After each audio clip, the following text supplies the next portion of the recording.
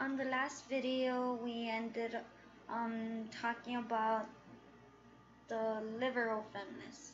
So now we're gonna get to the radical feminists. So these feminists base um, their ideas on gender oppression. They emphasize structural inequality and power between men and females, or men and women.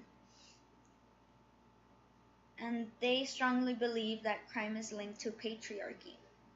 So, what is patriarchy?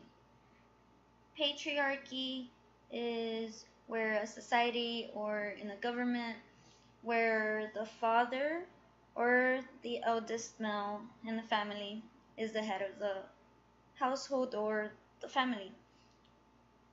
So what this means is that men hold all the power and women are excluded from it. So they have no say in anything, just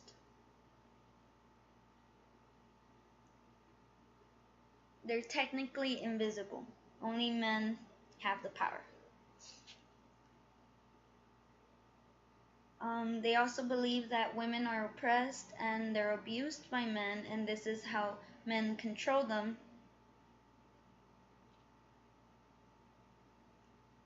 They believe that patriarchy could be defeated if women recognize their own value and strength and they start bonding with other women to fight the male power.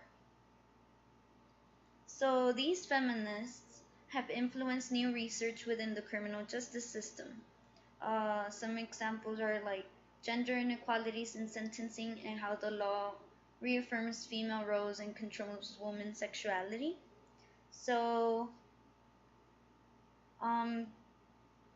the book we used for class gave some examples as the double standards in the juvenile justice system of how girls that are promiscuous get institutionalized, yet boys that are promiscuous do not get institutionalized. They also found importance in investigating victimization of women by men. So the book gave the examples of non-stranger rape and domestic violence.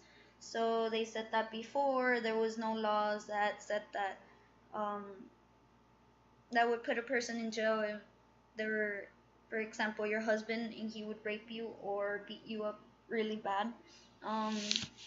They wouldn't be able to go to jail because there was no law against that.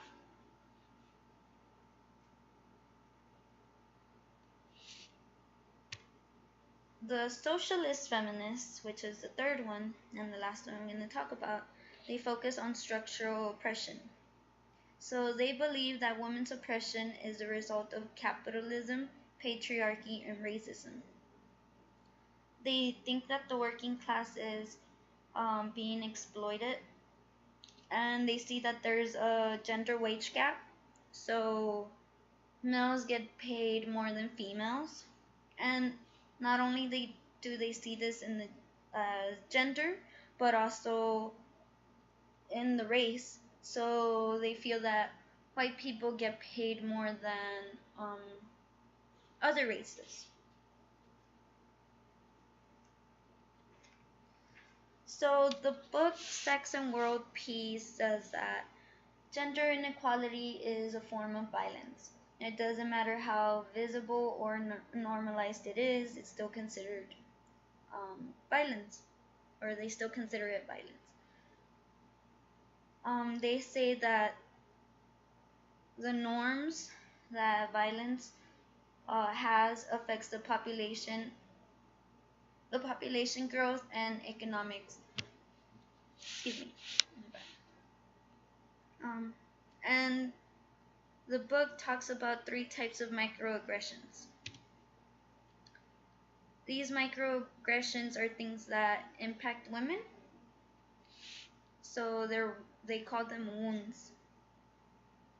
So the first one is lack of bodily integrity and physical security. So they say that this is the cruelest type of